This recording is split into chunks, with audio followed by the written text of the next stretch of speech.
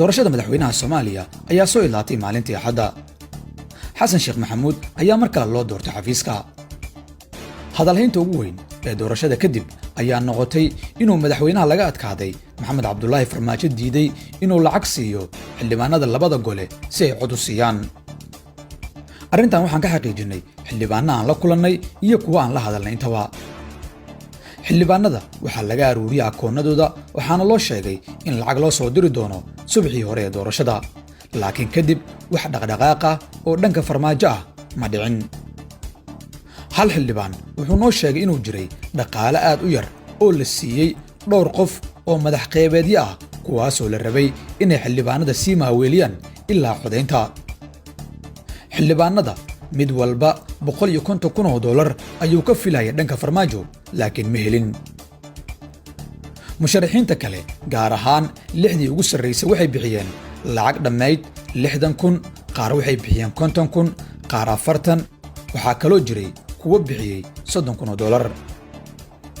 haddaba waxaan u kurgalnay sababaha uu Farmaajo u diiday inuu wax lacaga bixiyo maalintii Axadda.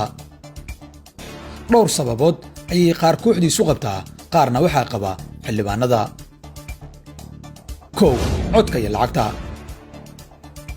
Farmaajo waxaa la sheegay inuu aaminsanaa maalmihii dambe in xildhibaanadu lacagta ka qaadan doonaan kadibna codka meel kala geyn doonaan, waana jumladii caanka ahayd ee ka cun oo ka coday.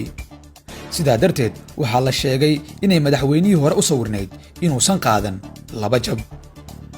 waxay saaxiibadii sheegeen inuu go'aansaday in xitaa haddii uu jab soo gaarayo uu noqdo hal mid meeshii uu ka noqon lahaa 2 jab.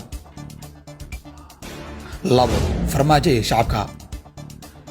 Farmaajo oo xitaa isagoo laga adkaaday weli muujinaya inuu yahay madaxweynaha shacabka, wuxuu mar walba la ciyaaraa dareenka dadweynaha.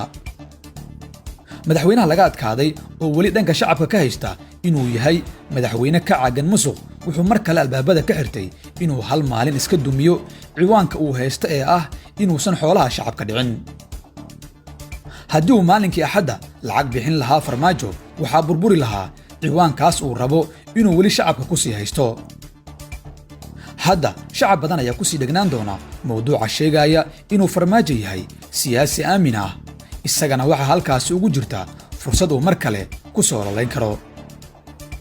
Farmaajo wuxuu xasuustaa in eedaha ilaa iyo hadda loo haysta madaxweyne Xasan Sheekh inay ku jirto lacagihii ay bixiyeen habeenkii ugu dambeysay ee doorashadii 2017, taas oo shacabku badi aaminsan yihiin in qasnada dowladda laga bixiyey xilli mushaar badan oo shaqaale lagu lahaa nidaamkii madaxweyne Xasan Sheekh. 3. loolanka berri.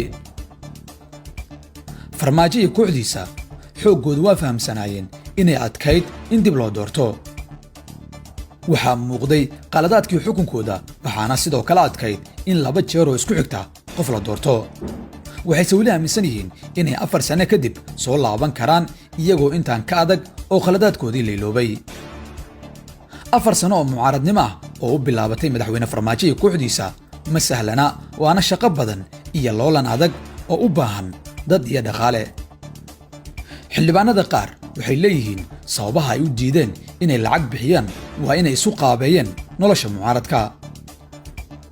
mid ka mid ah doodaha ugu badan ee saacadihii la soo dhaafay waa inuu Farmaajo helay 110 cod wareeggii 3aad ee doorashada, isagoo diiday dhaqaalihii uu u ballan qaaday xildhibaanada, taasoo dhinaca kale fasir ka bixisay inay weli jiraan xildhibaano si dabiici ah u taageersan. maxay kula taadiga?